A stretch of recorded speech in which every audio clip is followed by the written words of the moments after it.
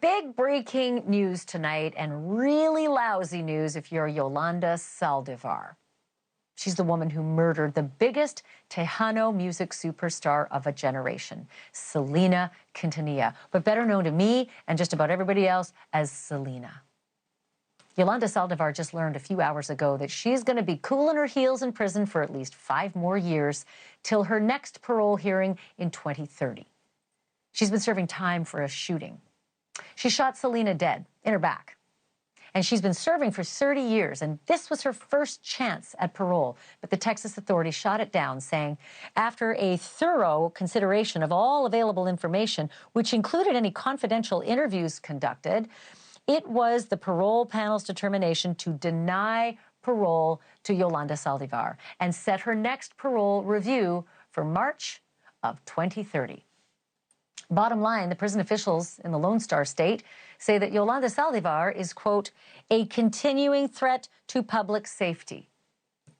If you lived through this story 3 decades ago, you knew what a gut punch it was. Back in 1995, Selena was the Taylor Swift of Latin music, and Yolanda was flying high as the president of her fan club. But her millions and millions of fans had no way of knowing that the violence and the tragedy that was about to happen would steal their beloved superstar away. February 26th, 1995. 60,000 fans pack the Houston Astrodome for a pop sensation named Selena.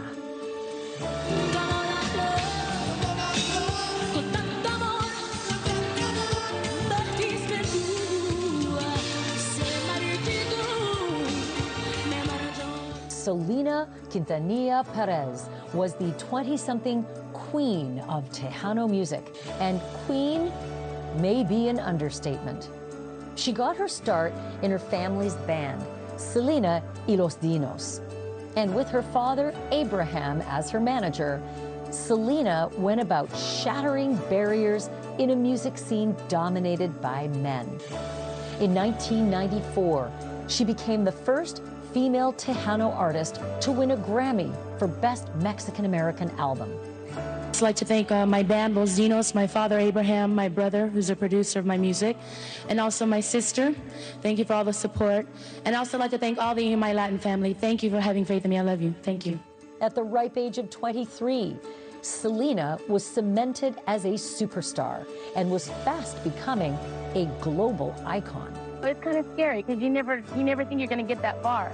And now that we've achieved some of the goals that we've set out, it is kind of scary. Because you don't know what to expect after that, you know? You don't know what to want anymore. That part wasn't exactly true. Selena knew exactly which mountains she still had to climb, and she was climbing night and day. By 1995, she was working on an album called Dreaming of You, and her fans believed it would launch her to the pinnacle of mainstream pop, right alongside the likes of Madonna. But one of those fans was not like the others and brought everything: Selena's meteoric rise, her sky-high dreams, and her very life to a heartbreaking end. Yolanda Saldivar was president of Selena's fan club and went on to manage Selena's clothing boutiques and beauty salons. The brand was called Selena Etc. and opened in 1994. There were shops in San Antonio and Corpus Christi, but Selena had plans to expand into Mexico and Puerto Rico. Yolanda Saldivar should have been a big part of those plans. But in early 1995, Selena's dad discovered that Saldivar had been helping herself to more than $30,000 in forged checks. Selena didn't want to believe it. But on March 31st of that very same year, 1995, she met with Saldivar at a Corpus Christi Days Inn to have it out. The pair argued. Selena said she no longer trusted Saldivar as a friend and certainly couldn't keep her on as an employee either. At which point, Saldivar grabbed a gun and shot her idol and her boss in the back. Critically wounded, Selena nonetheless ran to the lobby, leaving a trail of blood behind her. She told the clerk what had happened and the room number where it happened. And then Selena collapsed. We have a woman ran in the lobby, said she's been shot. She's laying on the floor in his blood. Okay. Where are you? How old is she?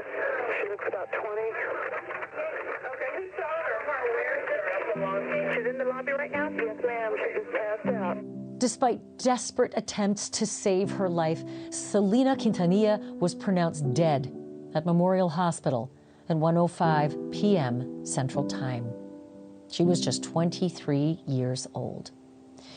Hours before, as Selena lay dying, her shooter locked herself in her truck in the motel parking lot.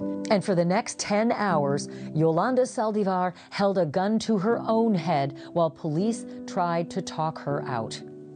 When she finally surrendered, she was taken away in front of hundreds of fans who had descended upon the Corpus Christi Days Inn when they'd learned of Selena's death. Good evening, everyone. I'm filling in for Lily Flores Vela this afternoon, who is on special assignment covering our top story. And as you may have heard, some unbelievably tragic news today. Selena is dead. Selena Quintanilla, the Tejano music superstar who was from Corpus Christi, died this afternoon at Memorial Medical Center after being shot earlier today at the Days Inn Motel. The loss was monumental. For fans, it was like losing a sister, or a daughter, or a granddaughter. For every teardrop that fell, look at all the smiles she brought to people's faces.